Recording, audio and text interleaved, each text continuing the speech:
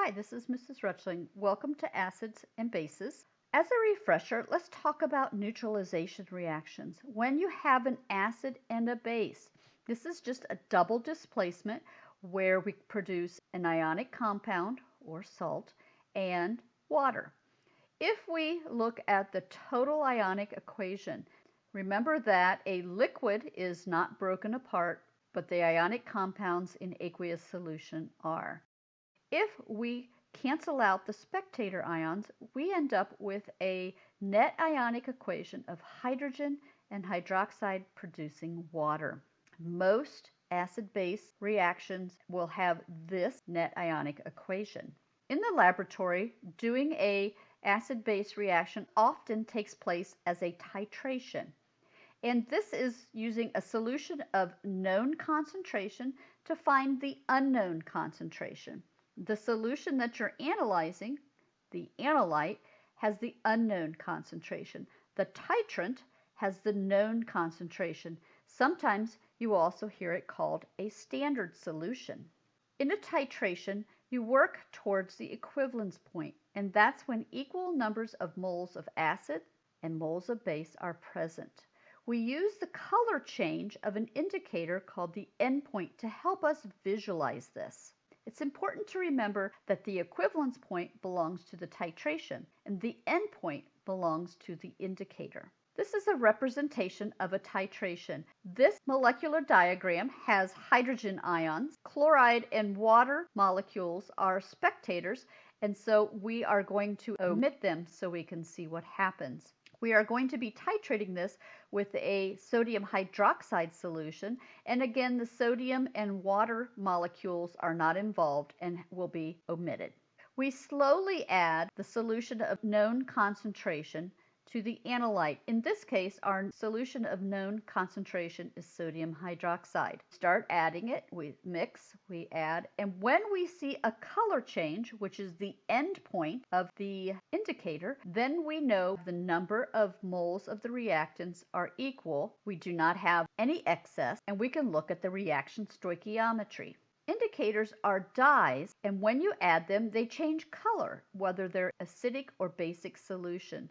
Some indicators only work in a specific range. A common indicator is phenolphthalein, and that is colorless in acid, and you can see it change a light pink in base. There are universal indicators that turn colors, and then there are natural indicators, cabbage, hydrangea plants, radishes. Once you add the drops of an indicator, you can't use that sample for anything else. Sometimes that's okay. Other times you might use a pH paper so that you don't ruin the sample. This problem is a refresher on how to do solution stoichiometry. We're using the titration terminology, but the problem is the same. First, write a balanced equation between barium hydroxide and perchloric acid. Pause the video and write the balanced equation. Remember that this is a double dis. Once we have the balanced equation, we want to start with our givens. Now remember that whenever molarity is given in a problem, it's going to be used as a conversion factor. That means that this value and this value will be conversion factors. That leaves us with 46 milliliters of the perchloric acid as our given to start with.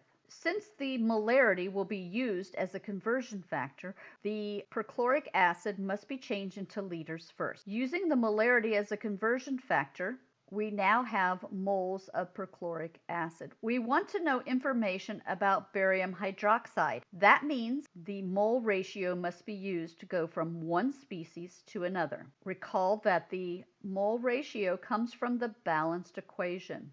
Stopping now would give us moles of barium hydroxide, but the problem asks for milliliters. We can use the molarity as a conversion factor to go from moles to liters and then to milliliters. Notice that the final answer has two significant figures, just like the given. You will often see this shortcut. At the equivalence point of a titration, the moles of hydrogen ion equals the moles of hydroxide, and you can use this formula. If we take the volume and multiply it by the molarity, liters multiplied by the molarity would give us the number of moles. If you take into consideration the number of hydrogens and the number of hydroxides, you can use this formula. It's a simplification. I don't often use it because students tend to forget about this part or get the numbers wrong. If you don't include the number of moles, the answer may or may not be correct. Our class, if you do not include that number of moles, it will not be considered correct. This is the same problem, and you may try it with the shortcut. Notice that we got the same answer. Pause the video and try this problem. I've worked it both ways and gotten the same answer. Here is another problem. We have information about sodium hydroxide and a little bit of information about vinegar. This time we are not given the molarity of vinegar. That means we have to start with the 20 milliliters of sodium hydroxide. The first step is to write a balanced equation. Pause the video and write the balanced equation. Starting with the 20 milliliters of sodium hydroxide, try this problem. Using the molarity of sodium hydroxide, the moles of sodium hydroxide can be calculated. Then the mole ratio is used to give us moles of acetic acid. However, we don't have a molarity, and that's what we're looking for. Now the moles of acetic acid is known, and the volume. Using those two, we can plug into the molarity formula. This problem, I changed the milliliters into liters in the same problem.